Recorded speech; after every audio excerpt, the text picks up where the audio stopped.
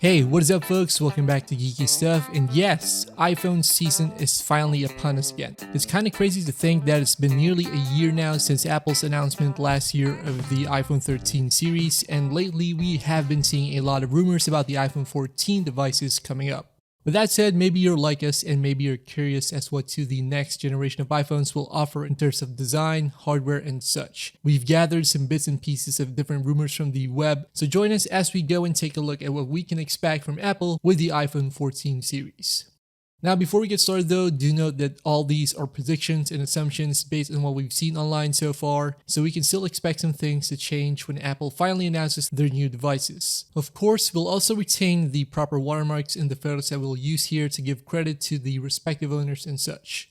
Alright, so unlike the earlier iPhone generations which only came in a single size per launch, Apple has recently pushed out iPhones in multiple size variants, meaning that we get an iPhone mini, a regular model, a Pro model, and a larger Pro Max model. However, it looks like Apple will be ditching the mini version this year, as it seems that the smaller iPhone variant wasn't as successful with consumers compared to the larger iPhone models. After 2 generations of mini iPhones, Apple might finally pull the plug this time around. In a way, it's not really that surprising given that the iPhone 12 mini and the 13 mini did come at considerably expensive prices, albeit with some compromises like battery capacity for example. It seems that in terms of sales, the larger iPhones were still the go-to model for a lot of buyers. With that said, we might see a 6.1-inch iPhone 14, a 6.1-inch iPhone 14 Pro, a 6.7-inch iPhone 14 Max, and a 6.7-inch iPhone 14 Pro Max this year. Now, in terms of the display, it's heavily speculated that the new iPhone 14 models will come with some new changes, mostly to the layout of the display and the notch.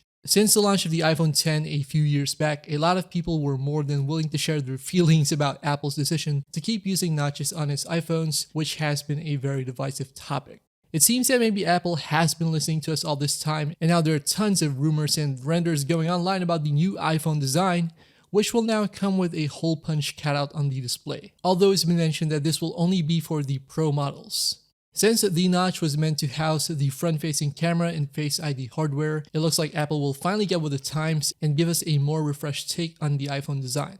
Now, there's also some speculation that Apple might put its Face ID hardware underneath the display, which should be a very interesting design move. Now, speaking of the display, it's also rumored that Apple's 120Hz ProMotion refresh rate will be exclusive to the Pro models alongside always-on display technology, which is something that we've seen on Android phones as well. As far as design goes, it seems that the overall shape and form factor of the iPhone 14 series will remain mostly the same, with the rounded corners, flat sides, and the flat back and front panels. However, it is said that we might get a larger camera bump this year, so we'll have to keep an eye out for that one. There are also some leaks saying that Apple might use titanium with the new iPhones, and if this is true, this should introduce a whole new level of durability, given that titanium is basically tougher than aluminum or steel. It's also expected that we will get these same colors with the addition of a new purple shade. The iPhone 14 and the 14 Max are expected to come in black, white, blue, red, and purple, while the iPhone 14 Pro and the Pro Max will come in gold, graphite, silver, and purple.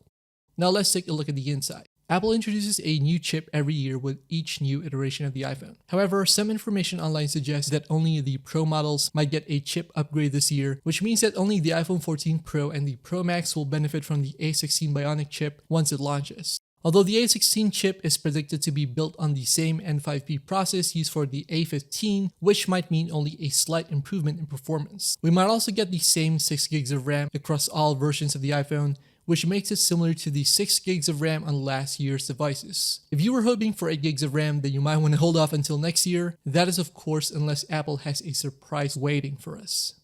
As for camera hardware, Apple analyst Ming-Chi Kuo says that all 2022 iPhones might get improvements to the ultra-wide lens with updates to the telephoto and the wide-angle cameras on the Pro models. We might see a 48-megapixel wide camera which might pave the way for 8K video capabilities. Meanwhile, the iPhone 14 models are expected to get a better front-facing camera with a wider f1.9 aperture and autofocus capabilities. This would be a tremendous improvement if true. Now, as for pricing and availability, it's expected that the new iPhones might be announced on September 7 with a starting price of $799 for the base model. Now, with all that said, there's certainly a lot to look forward to for Apple fans and people thinking of trying out an iPhone. Of course, as we mentioned earlier, a lot of these are speculations, so it shouldn't be surprising if Apple decides to reveal something different at the actual event, in which case it should be interesting nonetheless.